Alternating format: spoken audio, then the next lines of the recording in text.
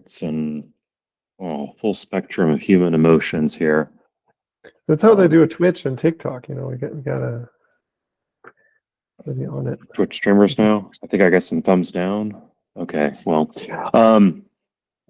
cool. Thanks for joining, everybody. So this is Bitcoin Builder Kit call number 1.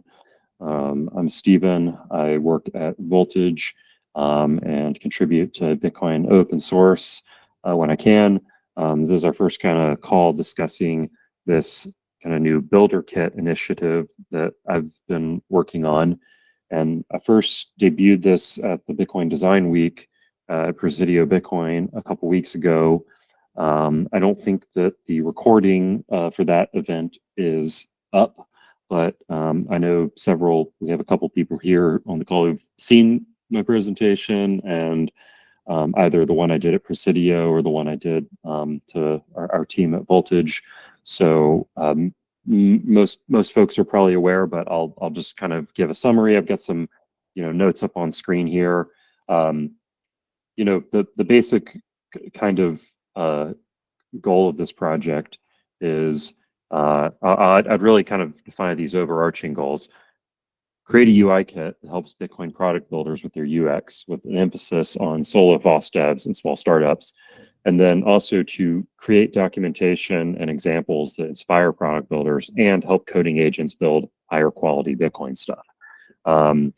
And so what I did as kind of a first release, and this is what I demoed at Presidio and at Voltage, was first a Figma file that kind of lays out like some UI components, some of the kind of things you'd expect from a typical UI library, like buttons and toggles, but also more Bitcoin specific stuff like QR codes and like money formatting and chunked text and stuff like that. From there, I implemented that as an actual code library, and you can find the source code to that here. So these are actual UI components you can import into your code. And then from there, I actually started building product examples. And I built this like Bitcoin tip jar, and it's open source. You can download the source code, start running it. And I started kind of crafting some prompts that would enable an agent to kind of build off of some of this work and kind of, hopefully build better Bitcoin products. And, but I would consider this project to be in the alpha state. I don't consider it to be at the point to where I would go and tell a product builder to start using it, or at least I wouldn't tell them to start using it on a project that they very, very deeply care about. I wouldn't encourage them to go using this on a mature project or on a project that has they need to be reliable, because it's just unstable, right? It's a early alpha project. So yeah, I really wanted to kind of, I was kind of working solo and working mostly on my own in terms of the Figma work and in terms of the code work. I was getting, feedback from Matt, from Christoph, from Daniel, from some folks at Voltage. I've been getting feedback from people, but it was mostly just me kind of designing and coding and working with agents in isolation. But now that it's kind of in this rough alpha state, I'd like to open this up for more like open source community involvement. And that's kind of why we're having this first call today. So what I'd really love to talk about is getting to a proper release and just kind of starting a discussion about what we think we need to do to actually get this past the alpha stage to a proper release. But maybe before we tackle that kind of deeper layer of project management, I'd just like to open it up to everybody in the room and just get everybody's thoughts and feelings. How's everybody feeling about this project? And, does anything come to mind right now that you'd like to share?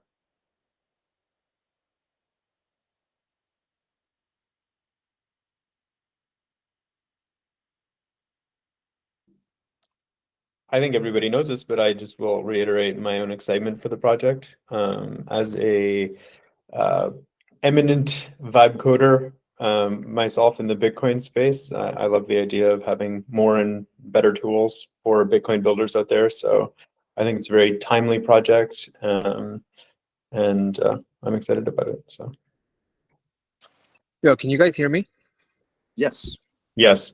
Yeah, I just want to say I'm very bullish on it because I've also, like Matt, I've been recently working a lot with developers on stuff that they've been building, and I've been kind of asked to basically do the UI, and I find myself kind of reinventing the wheel a lot with like a lot of the vibe coding tools. I'm asking it to vibe very similar flows over and over again. Um, so something like this would be incredibly useful if, like, as part of my process, I could just install it as an npm package and really run through the flow, kind of like how you're building this. And then the customization of it is also something I'm really excited about because I saw the demo that you gave with transferring the design tokens from Figma onto it, and I just see the potential for this to save a lot of time in my kind of design development implementation. So I'm very keen on supporting this and using it.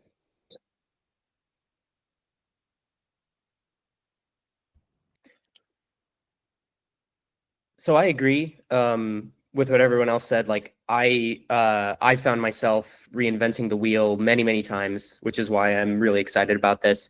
I haven't actually gone through the process of trying to like build something either with an agent or without an agent. I did look at the storybook and see all the components. They look great.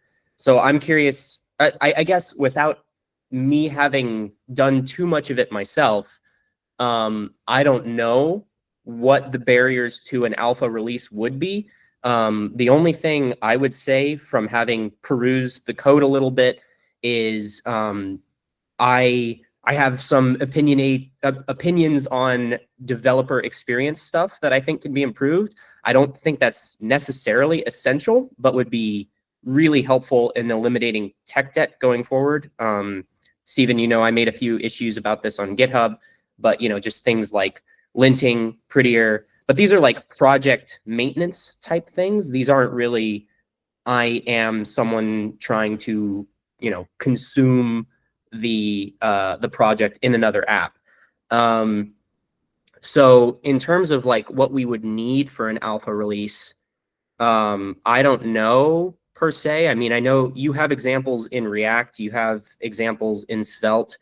I wonder if this is the sort of thing where we try to get a few developers who are not Stephen to implement it in projects they're trying to build, whether they're like brand new projects for hackathons or whatever, or whether it's, you know, we try to convince someone to use it in an existing project. But I think that would probably be really informative if we just had like a tight feedback loop with someone who was actually trying to implement this, so we could see where the holes are. But I'm also curious, Stephen, if you have anything that you think is stopping this from being used right now, because from what I saw in the storybook, it seems fairly comprehensive at this point, especially with the demos you've given. Yeah, that's a good question. What's stopping it from being used? Well, I think in my mind, it's good to break this down into kind of two parts, because this it's kind of funny. This almost could be two projects, but we're kind of treating it as one, but it could kind of be two almost. There's one is the idea of, can we just have a Figma design system that maps directly onto a code library that's like maintained, right? So that could be just a project in and of itself. So there's like having a UI code library is one thing, and then there's the whole idea of like, well, how do we make it easier, and you know, how do we make it easier and easier for agents to consume this and know how to build good stuff with it? And you can kind of, you know, you could probably have one without the other to a certain degree. So I think some of what I'm concerned with now would be just like just in terms of the code library, in terms of the UI components themselves, I want to make sure that I want to just get some review from devs who aren't me. So that would be on things like kind of the stuff you've talked about, like just eliminating tech debt, lenting, stuff like that. I want to make sure, I want to just kind of get a sanity check on this from another developer, and perhaps that could be you, to just see, like, is this architected in a way that feels sane and maintainable moving forward? Because we don't want to go and just like start promoting this and, saying, hey, you guys, people should start using this. And then it kind of ends up being this like burdensome thing to maintain. So yeah, I just kind of like some basic like other developer sanity checking on this. Is this constructed in a way that makes sense? All of that kind of stuff. I think just also just from like a security perspective, I mean, we're not dealing with, just in terms of the UI components, we're not dealing with stuff that's like we're dealing with buttons and inputs and stuff like that. And that's not super sensitive, but still, I just think it would be good to just get a second set of eyes on that. So I think on the UI components, that's mainly what I'm looking for, is just a sanity check from devs.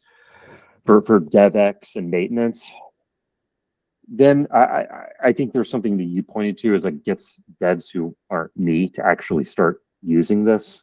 I would like to just like get some feedback from other devs of like, does this feel useful? Like, does this solve a problem for me? I've gotten a lot of very warm feedback from devs whenever I've kind of just like pulled people to the side at conferences or done kind of spur of the moment ad hoc demos at, Bitcoin meetups and stuff. I've gotten very, very warm feedback from devs, but I guess what I'd like to get is a little bit of validation from somebody like, yes, I installed this and it made the setup easier for me, or like I installed the UI kit and the QR code was easy to implement. It fixed a problem and saved me time. I just would love to get a little bit of validation on that kind of stuff. Separate from all of that kind of like maturing the UI kit, I think there's this other question of like, what's the best way to present this documentation to agents? Is it like setting up an MCP server or a custom LLMs.txt? Is it writing a tutorial in a certain way? I think it's good to separate those two concerns. So that was a mouthful, but that's kind of where my head's at in terms of getting to a proper release. Yeah, so I see, from what you said, I basically I see three paths to confirm. It's like, is it maintainable for is it properly maintainable for an open source project? Can devs actually use it? Or I guess maybe we should say we should get some devs to use it and try to implement it in their projects. And then 3, is this how, does it interface with LLMs in the proper way? And those are kind of 3 different branches. I think that last one shouldn't stop us personally. We shouldn't block ourselves on, the optimal way to do LLMs, because I don't think anyone knows that still. That's constantly evolving. And I think that's the sort of thing that the project can take off, and we can learn that as we go. And then in terms of the maintainability, I think there's a few things that, in my probably optimistic view, wouldn't take long, like just basic, ESLint, prettier. You added TypeScript already, Stephen, I saw, so that's great. And those basic developer goodies, I think, are the basics that I think JavaScript developers typically expect, and beyond that, we can iterate. So yeah, and then the developer validation, obviously we can try dog fooding some of this at Voltage as well. But yeah, maybe it would just be nice to have some outside developers kind of validate it as well. And I think that'll be the quickest way to get feedback, like real feedback, because you can do a presentation and it's a great idea. We all agree, but we don't know what the actual like sticking points are for real developers until we get other people doing it and then making issues. And we should probably also consider, in terms of the maintainability aspect, like maybe writing some contribution guidelines or making it really easy for people to make issues. Because I think a common thing is that, at least I know personally, I will work on a project, I'll find an issue, I'll search for the issue on GitHub to see if anyone else has had this issue or solved it. If they have, I won't comment. I'll just like fix it for myself and be like, oh, cool. Even if it's just like someone's comment in the GitHub issue. Or if I figure it out myself in some other way, I likely won't comment. So I think we also want to like just have whoever we're having do this, we should have like a tight feedback loop with them so that we can, say like, please give us all of your issues, So yeah, that's it, I think. Yeah, I agree with your breakdown of like three things. That's kind of what I was trying to allude to too. It's like we have UI library and we have AI docs. For UI library, it's like, is it maintainable for a FOSS project? So I just need some validation from somebody else and maybe some fixes. Developer validation, do devs feel like front-end devs feel like it solves a problem for them? Or do back-end devs that hate front-end, feel like it solves a problem? And then, and like that in my mind is good enough to like release the UI library and say, okay, this is a proper release. And then we have our like AI docs, vibe coder validation. And like, we could ship this UI library. We could ship that. And that by itself would be kind of like, a complete thing. Then comes this other question of what are the best way to present this in docs for AI? And that's like this whole other thing. And having these docs shouldn't prevent us from, releasing the UI library, and all of that. So yeah. 100%. Where do you imagine finding devs that might be interested in being early alpha testers? Yeah, I think we could do that a couple different ways. As always, we can just put it out on the internet and blast it out. We can certainly ask people in the Bitcoin design community.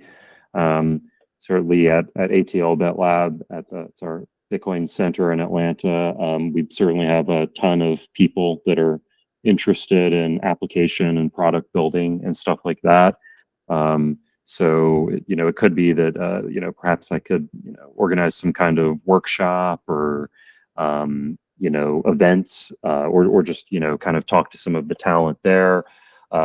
There's also conferences coming up. Yeah, Eric just mentioned Bitcoin++ hackathon. Perhaps there's like a builder track at a Bitcoin++ hackathon.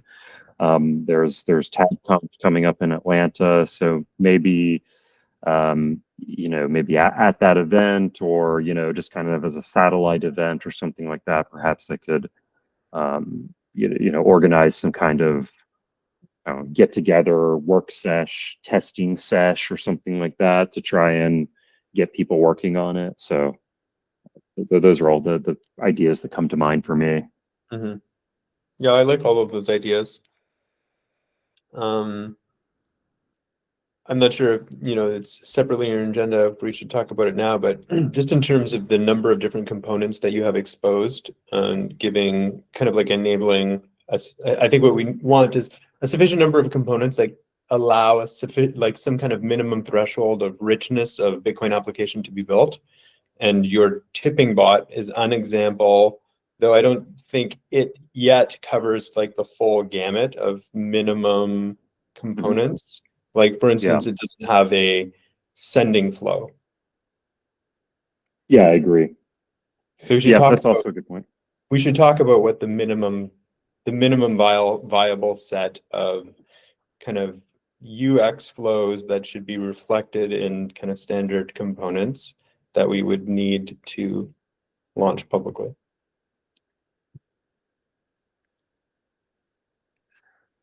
Yeah, that's a good point. I think mostly I've been thinking about it mostly just from a perspective of, yeah, like is it maintainable or developer validation? Because I don't want to like I don't want like the kind of core architecture of it to be like constructed in a way. I feel like we can always add new UI components later on, but it'll be more difficult to like build that solid structure. But yeah, I mean, I think you bring up a great point. It's like before like promoting the crap out of it, we want to make sure that there's like a number of components that feel useful for the most common and most important kinds of flows that we would want to see Mm-hmm. in Bitcoin applications or applications that touch Bitcoin. Mm-hmm.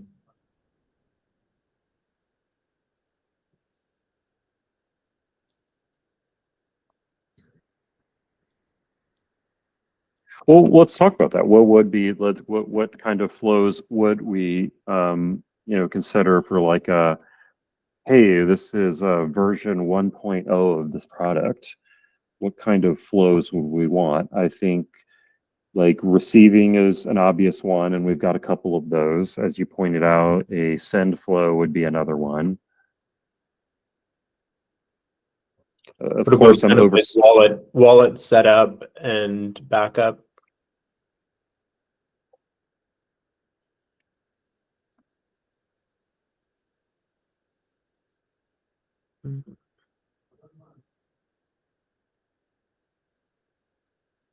Wallet recovery, arguably. Yeah.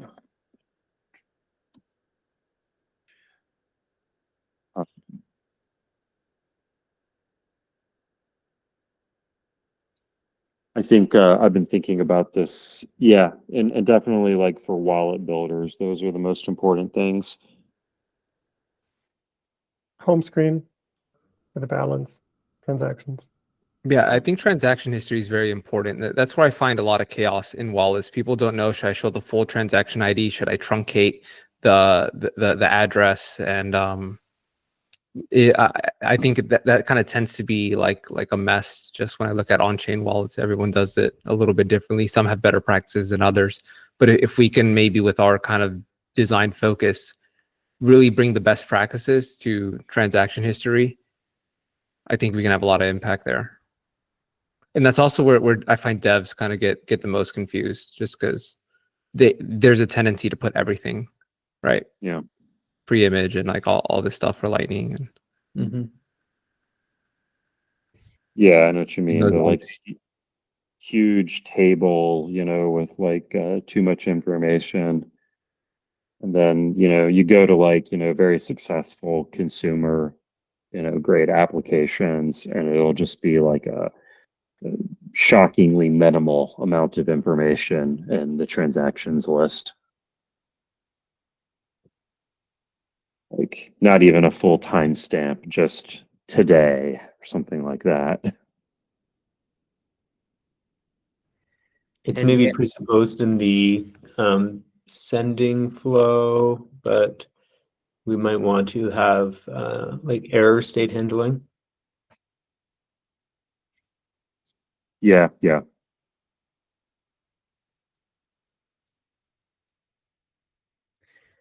Eric, your point brings up a good next point off of that, which is like one thing we're going to have to think about is the balance between opinionatedness and flexibility, which I think is kind of the bane of all sorts of libraries like this. Is like, obviously there are best practices, but there's also going to be, if we get too opinionated, we're going to either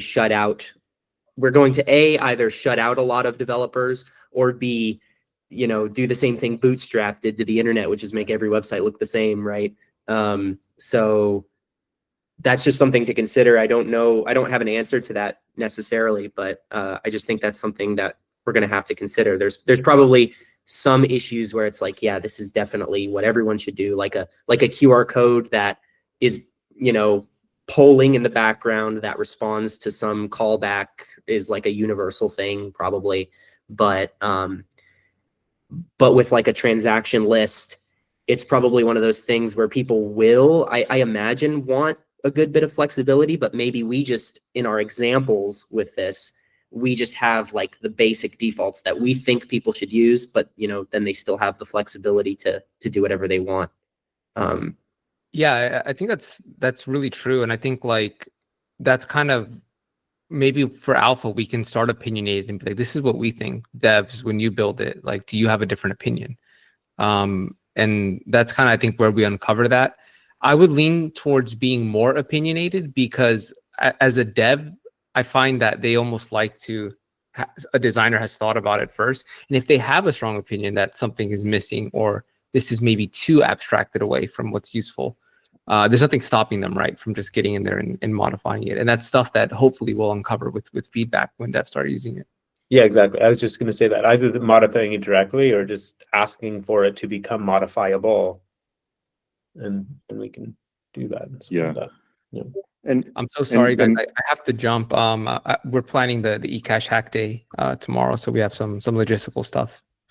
Cool. But I'll catch up with the rest of the notes. And is there a Bitcoin Builders? There is a Discord group for this, right? Yeah, Bitcoin Builder Kit. Awesome. Yeah, in the design community. All right, sweet. Yeah, I'm gonna have my eyes on this. I'm really excited for this project, and great seeing you guys. Cool. All right. See you thanks, Eric. Thursday, Catch you Eric. later. Bye. See you Thursday. And I think that's a great point you brought up, Brandon. And I think there's also like there's kind of a way to handle it. The way I see handling that is, I just think of building components in a way to where like you can use, like you can reuse them, or like, how do I put this? Building them in a way that's like small enough that you can mix and match them if you want to. So I think about this like amount option tile. I guess in Voltage parlance, we would call this a feature and not a component, but I built this for the little like tipping jar thing, and maybe it didn't need to be a component in the library. I thought, it might be useful in some other context, so I just built it.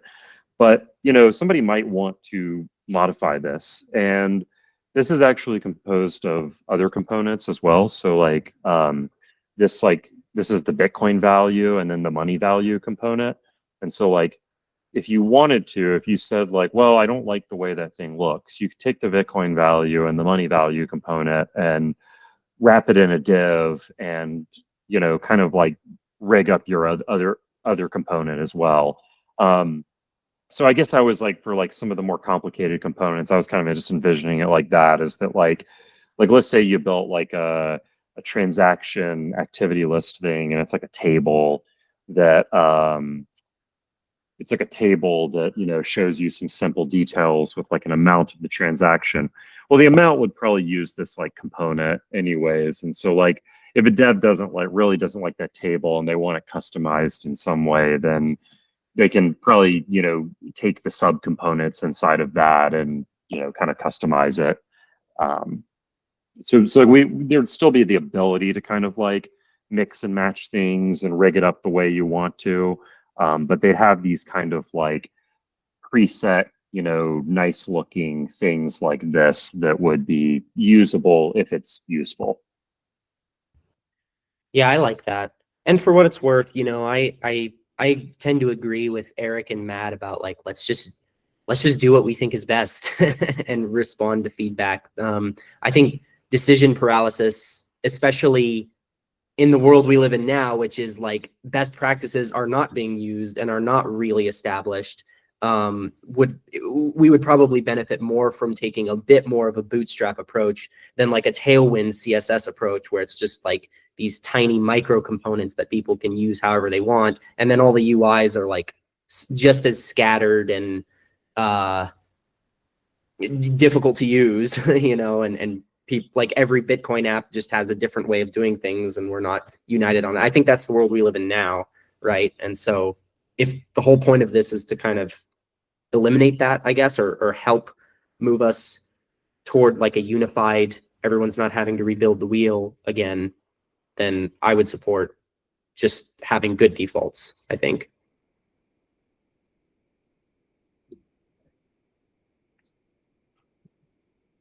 Oops, sorry, went on mute for a second. Yeah. I agree.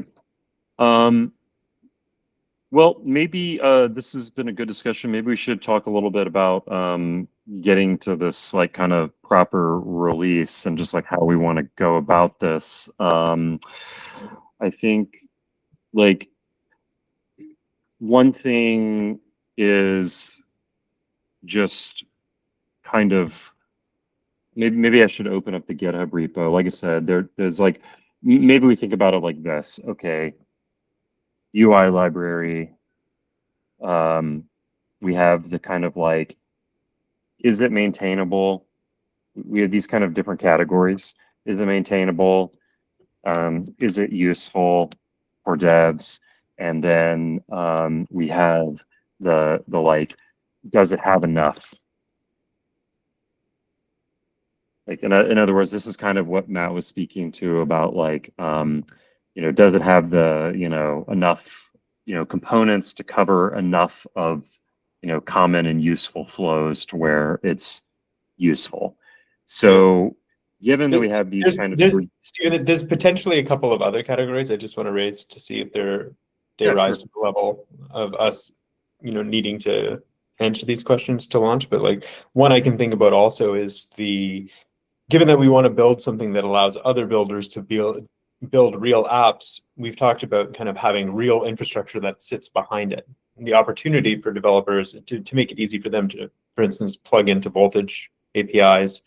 But also, I think it's important as this comes out into the open source world for this not to be something that is exclusively tied to Voltage. And so I think like we need to have some degree of kind of infrastructure agnosticism, so that if you're a developer that likes building, I don't know, on top of Lexi Wallet, for instance, I'm showing my bias, that's what I've been kind of vibe coding against, is using Lexi Wallet to bring my apps to life, then this library, this project should also support that. And, so just coming out of the gates with something that is kind of infrastructure agnostic, I think is important.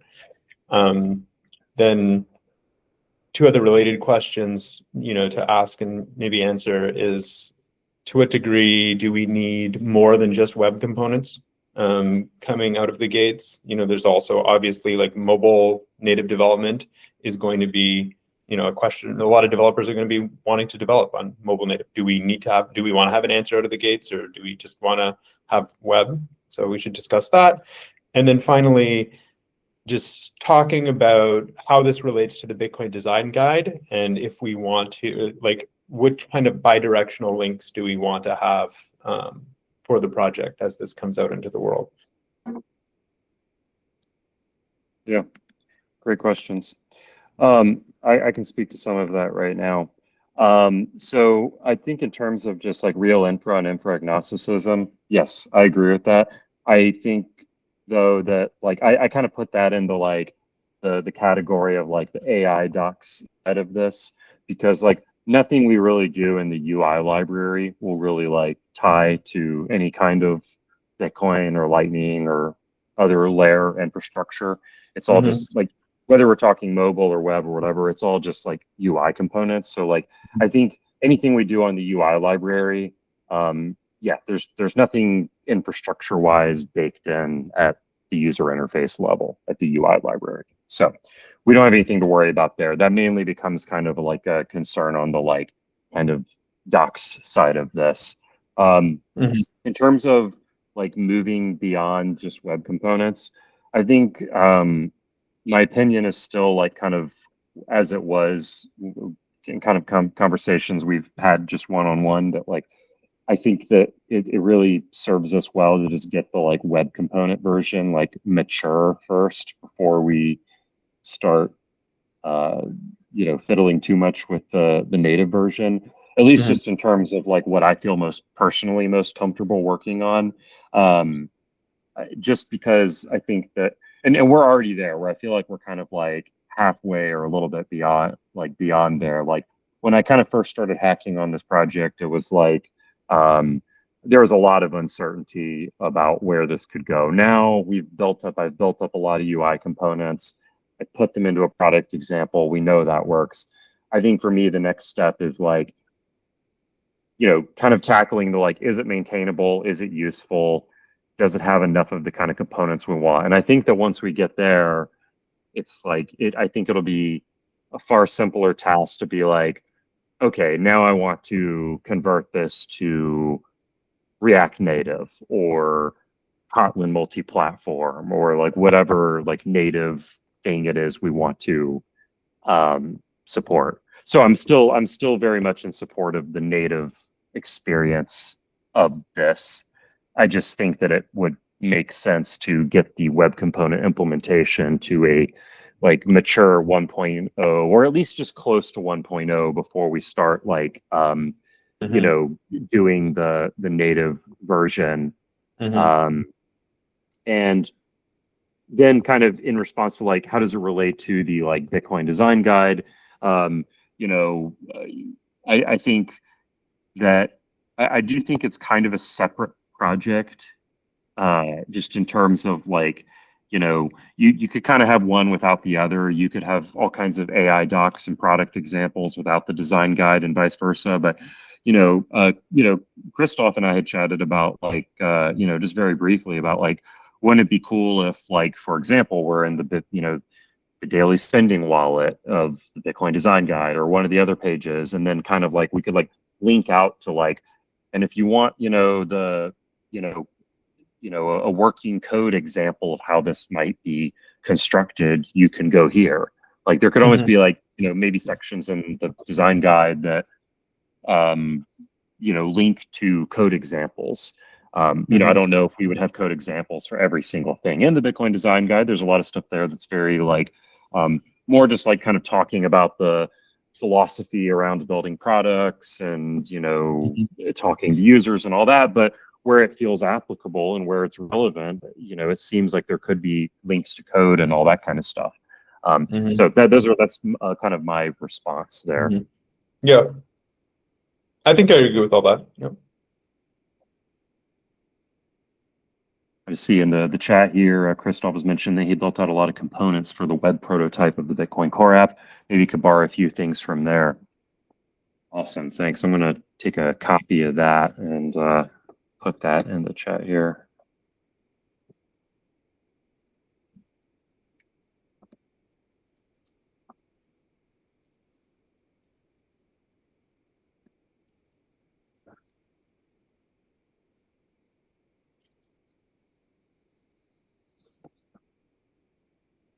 Oh yeah, I remember looking at this one, actually. I remember looking at this project.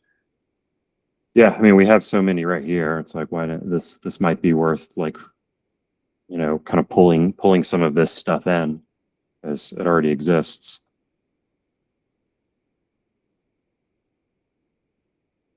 Yeah, cool. So in terms of that, I mean, to me, I feel like it makes sense to just kind of like plow through and get this like UI library to a mature spot and then focus on the AI docs. I don't know. Does anybody disagree with me? Well, I think I mentioned that in Discord. I disagree a little bit. I think it would be amazing I think it would be your best demo ever if you can just go to the docs, copy a 5-line prompt, paste that into Cursor, Windsurf, whatever, and it just builds a super cool home screen or with a transaction list and everything for you, just like that, in 3 minutes. So I think that would be a super powerful I think, and it would prove kind of the life cycle or kind of the entry point or the power of this. I think everybody here wants that, Christoph. That's also my kind of like golden moment for this and what I'm waiting for as the vibe coding guy in the room. I think the question is, do we need to get all the way there to launch the project, or do we launch the kind of like interim state of just the coding libraries and then the AI docs follow on later? Is that the germane question, Stephen? Yeah, so I'm just not. So if we're building for AI, I mean, AI works it has its own preferences, right? Like I feel like AI always uses React and Tailwind and Shadcn, and for whatever reason. That just seems to be the thing.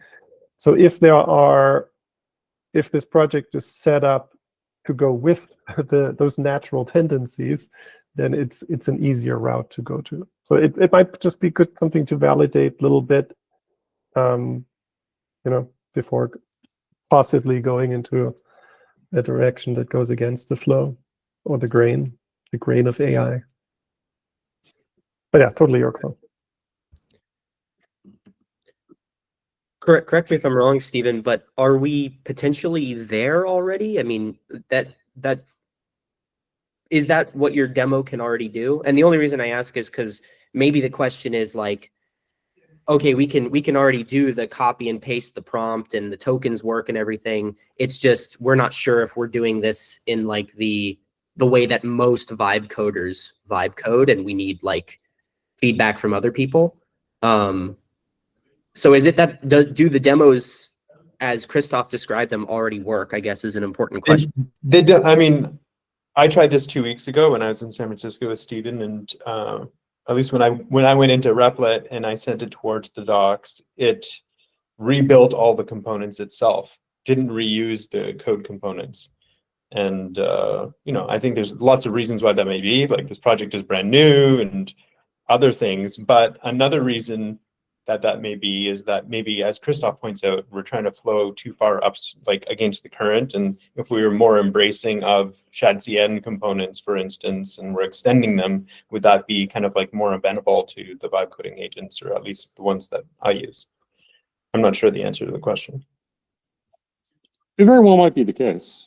I mean, I think it's a great point to raise. I think it depends on like what's the most important, one to get out of this.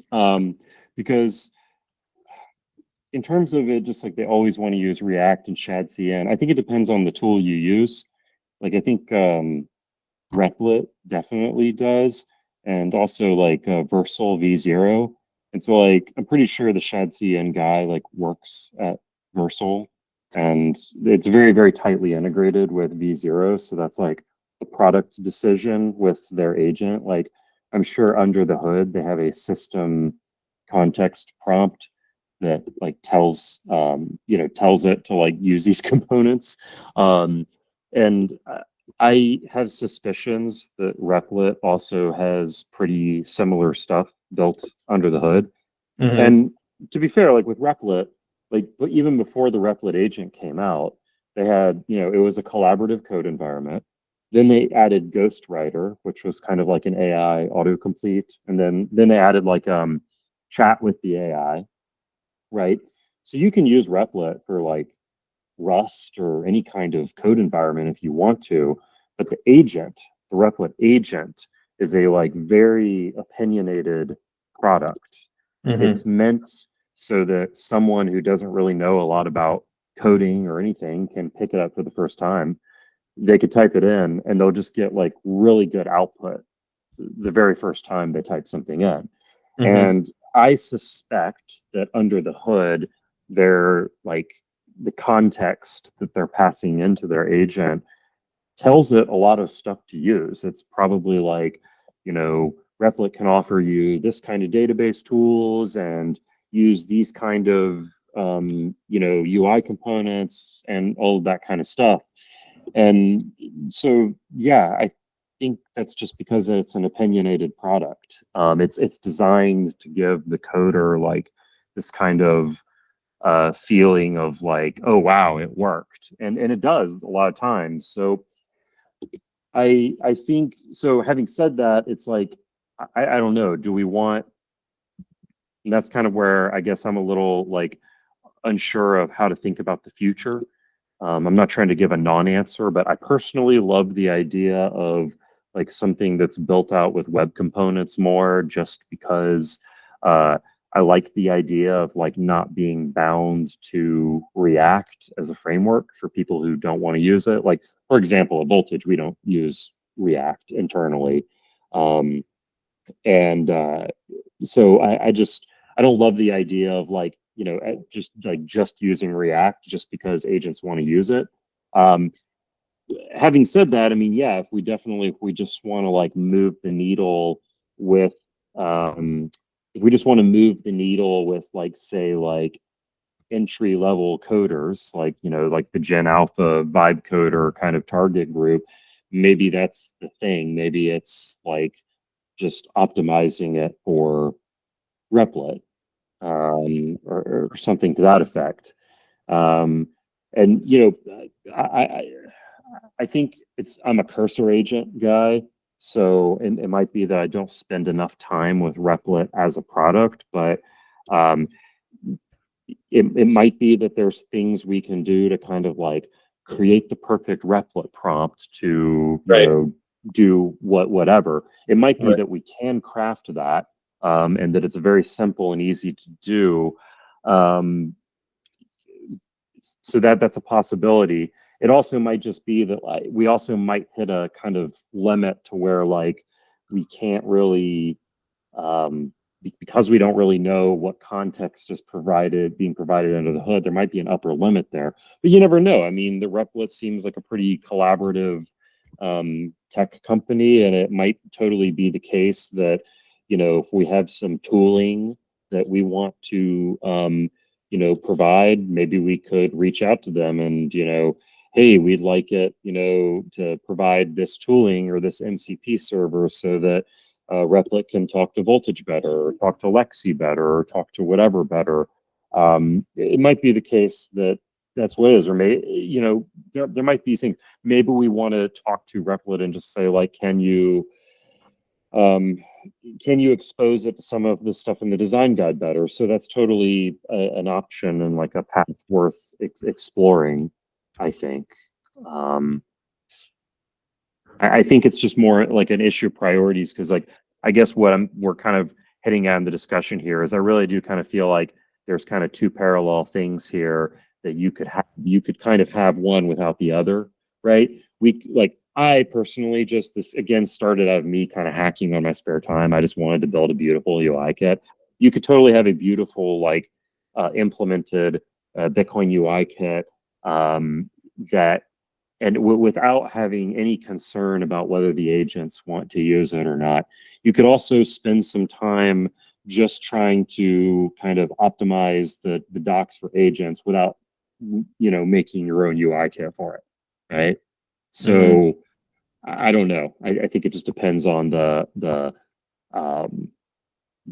priority.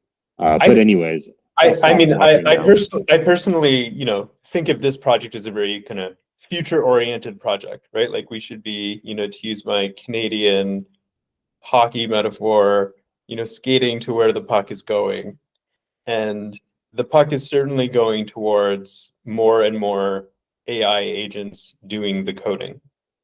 And so while I agree with you that the two things are separable and we could have just UI components that exist and provide value to human developers today, I think like that would be kind of like, it's not the end state of the project. So we should be, you know, I think the end state of the project is to be building for enabling AI coding agents. And so we should build it with that in mind from the beginning, in my opinion.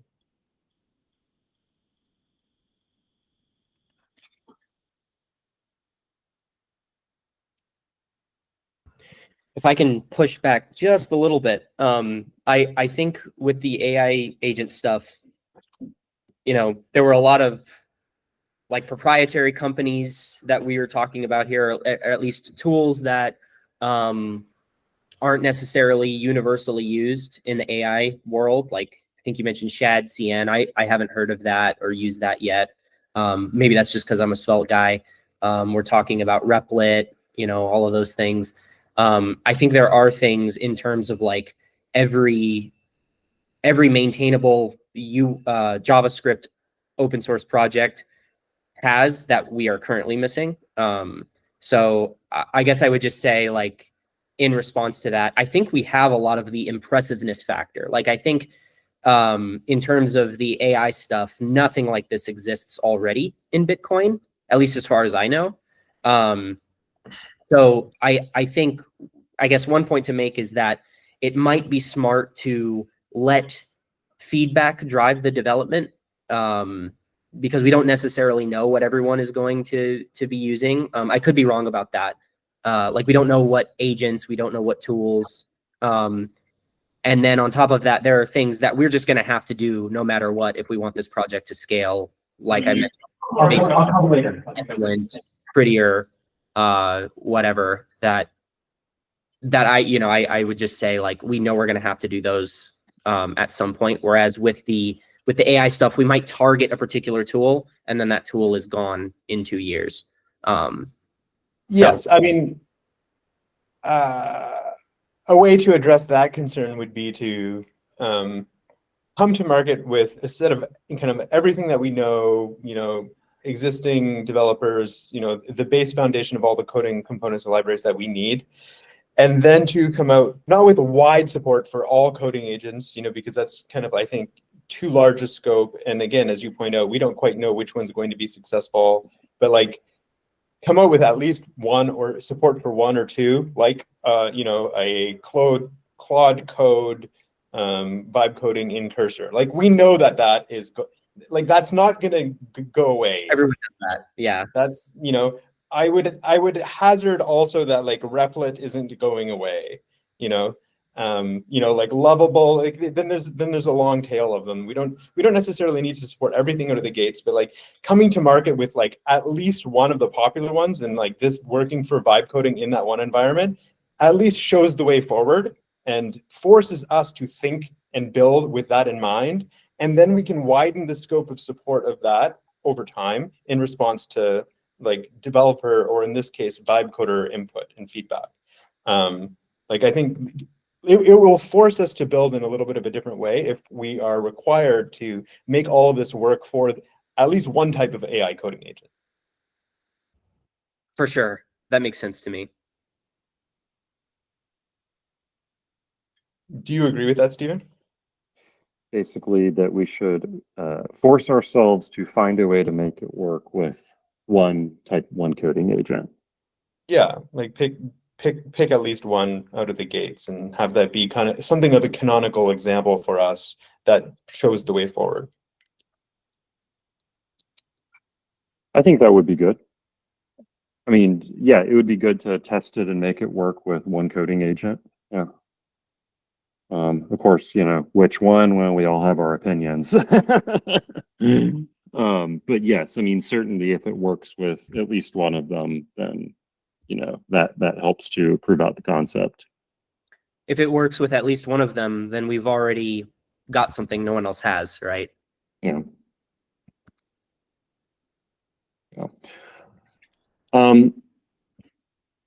Okay, so I think, this has been a productive conversation. We're almost up on the hour, so I want to be respectful of everybody's time. And also, this is very productive, but we're getting into the abstract, so we need to give our brains a break for a little bit. But I think some good next steps forward. I think the AI stuff, we should keep talking about it. I think that just in terms of UI library, can we getting inching closer to alpha, or just getting inching closer to a proper release. We should probably just have some one-on-one dev time, Brandon, sometime, and just talk through what do we need to do, what will make what will solve this. I think we can get to all this. This is very achievable to me if we want to do this. And I think that this will, my suspicion at least, is that kind of getting this kind of solidified and proper will make all of the AI stuff a lot easier. Certainly. But I might be wrong on that. Certainly true. So we might want to just have a front end dev kind of mean to figure out, is it maintainable?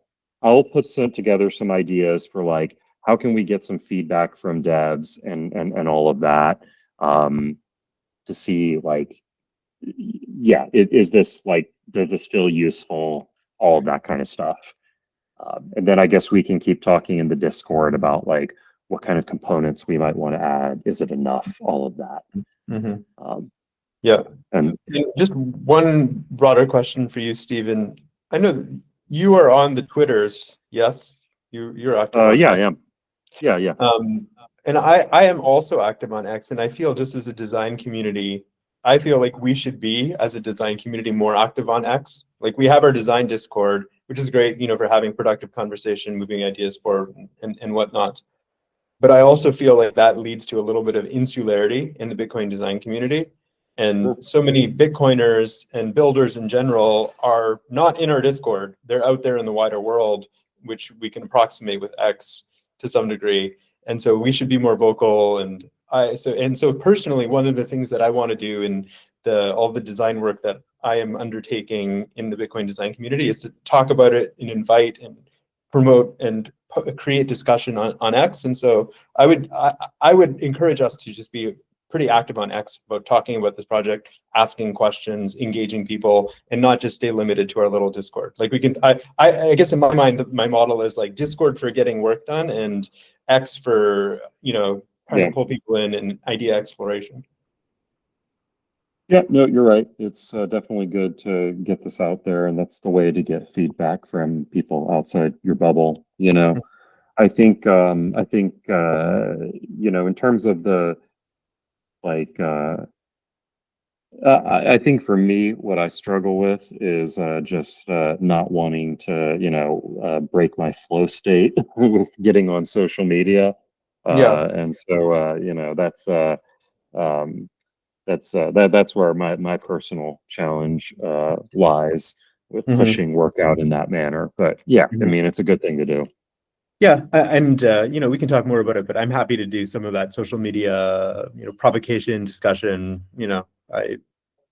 I like to do it, and so we can just talk about what are the messages we want to get out there, and I can handle some of that. But let's talk about that in the Discord. Yeah, sounds good. All right, guys. All right, cool. Great call. Well, I'm going to stop recording now. Thanks for joining, everybody. We'll catch you on the next call. Cheers. Bye. Thanks, everybody. Bye.